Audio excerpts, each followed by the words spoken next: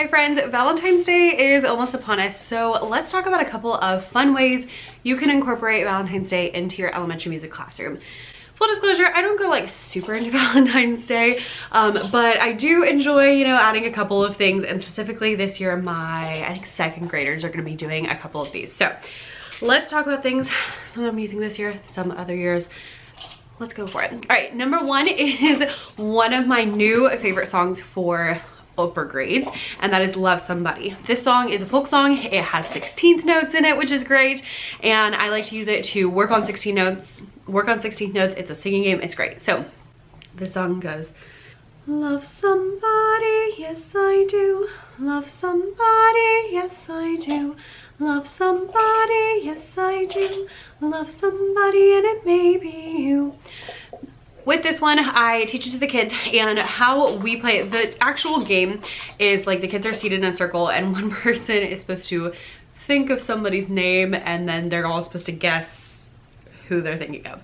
That just seemed like an invitation for them to lie. So instead, how I do it is I have one kid go up to the front. I give out like a little heart, manipulative, and I'll give it to one of the kids in the class while we sing the song. At the end, the person in the front turns around and they have to guess who is holding it. They get 3 guesses. If they get it right, then they get to be the one who picks who gets to, you know, hold the thing next. If they get it wrong, then I pick again. This one is really, really fun. It's a good like calm song if you need like a calm game that will keep them interested for a while. They love it. It's great for in the classroom. It is just so much fun. And we also add some instruments along with it. I like to isolate the different rhythms, so we'll have like one instrument playing quarter notes, one instrument playing 8th notes, one instrument playing 16th notes, and then they'll swap so they get to play everything, and that really helps them to like, you know, narrow down. And then we also have used it to talk about chord progressions because it goes like 1 5 1 5.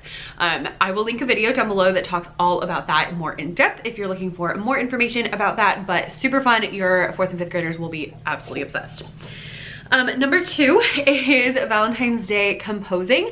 Always a fun one. I think I talk about this in every seasonal video that I ever make, and that is using different words from the season to make compositions. So in this case, we are composing with words like heart, Valentine, card, like those kind of things. I use manipulatives that I have up in my TPT shop actually, and so you can cut them out. You can have the kids mix and match and make their own patterns. They can play them on instruments. They can do all sorts of that kind of stuff. Or you can also do this on your own if you want to make them at your leisure as well.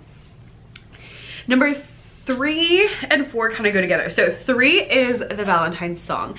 This one I found, I think, from Music a la Abbott, which is which is an excellent music blog by Amy Abbott. If you are not familiar, definitely go check it out. I'll link it down below. She has tons and tons of content, but this song I found like my first year teaching, fell in love with it.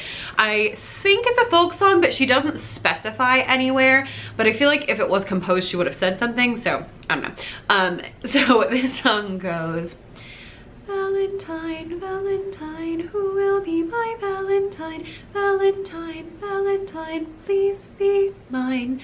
So this one is super cute. What I like to do with it is, going on to number 4, making our own pattern. So I've done this with rhythm, and this year we're doing it with melody. It just kind of depends on what we're working on. And so what I do is I have the kids first we'll sing through the song, and then I'll say a pattern, either a rhythm or a solfege pattern, and the kids make it on their little cards. This year we're using really cute little like Valentine's Day cards that I'm super excited to use. I'll pop up a picture here. And then after like 2 or 3 of those, I always notate who's doing it correctly so that I really quick assessment, and then I'll have the kids make their own, and then we'll sing, and then kids get to perform. So we'll sing the song, and then one person sings their Valentine, we'll sing the song, someone else sings their Valentine, and we get to keep going. And it's a really fun way to do some solos, but to keep all the kids interested, because if you do too many solos, then the kids don't get interested.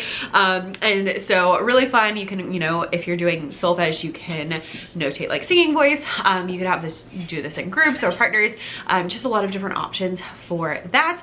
And if you're using like I told them this is your Valentine, your musical Valentine this year. Then you can also have them like glue down a pattern or write out a pattern to be their Valentine, which is, you know, also really fun. Next up is a movement activity, and that is the Cupid Shuffle.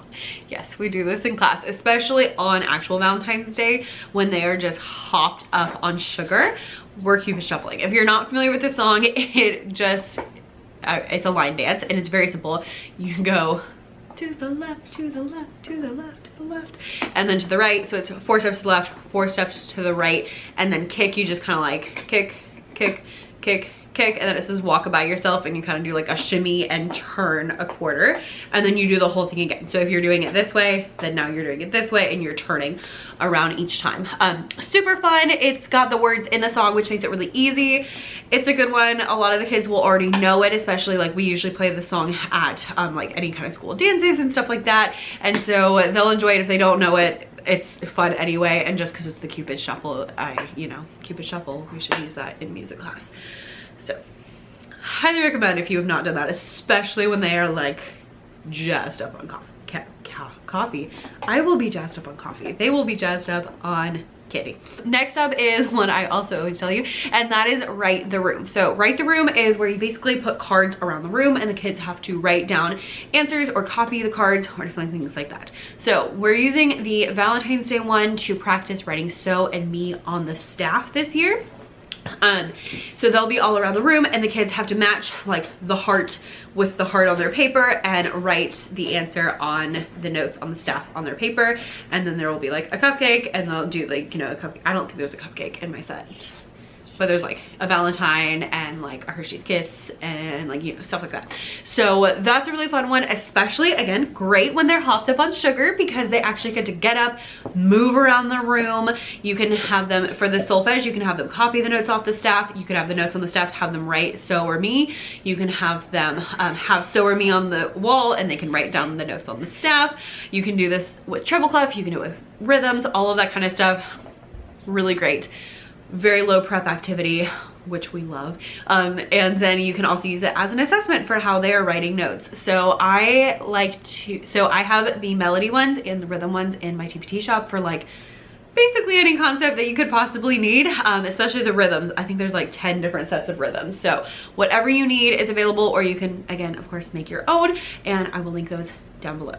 The next one you're gonna think is probably really silly, but for whatever reason, I always do this at Valentine's Day, and that is Feed the Monster. Feed the Monster is a game where, for the little kids, where I have like a bag or a box, and it has a monster on it, and you cut out a hole for its mouth, and you feed the monster the rhythms or the melodies. So you pick up a card, you read it, if you get it right, you get to feed it to the monster, okay? Real simple, but they just think it's hilarious. Love it. So this game, I like it Valentine's Day. You're gonna think I'm so crazy. I love doing this one at Valentine's Day, specifically because I have little heart like solfege and rhythm cards, and so we feed the monster. I say it's the love monster, and so you gotta feed all the hearts to the monster. And now that I'm saying this all out loud, it just sounds totally insane, so I do apologize, but it's really fun. So Feed the Monster is free. I'll link that down below, and you can pair it with the heart cards if you want to, or you can be like, Becca, that is not a Valentine's Day thing. I'm not really into Valentine's Day, but I did get a heart sweater, so I mean, like, look, we're festive. I really wish I had a heart headband. I was gonna buy one the other day, but I had to order it, and I didn't have anything else I wanted to order. And I was like, I really don't want to place an order for like just a headband. That seemed kind of obnoxious. Maybe there's one on Amazon. I will check after we get off of this, because I feel like I need a heart headband. So we're gonna make that happen. I'll go check after this. But I do have one more for you before we go, and that is heart matching games. So love a good matching game. One of my favorite things to do.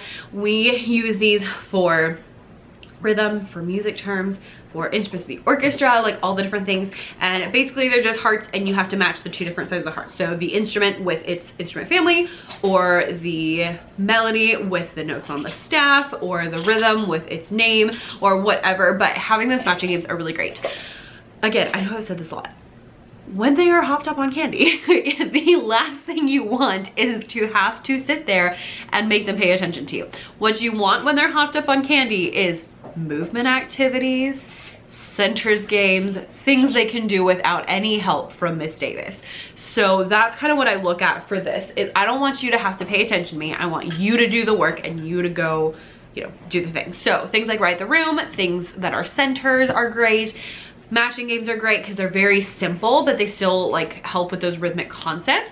Having things like Feed the Monster is a great center for the little kids.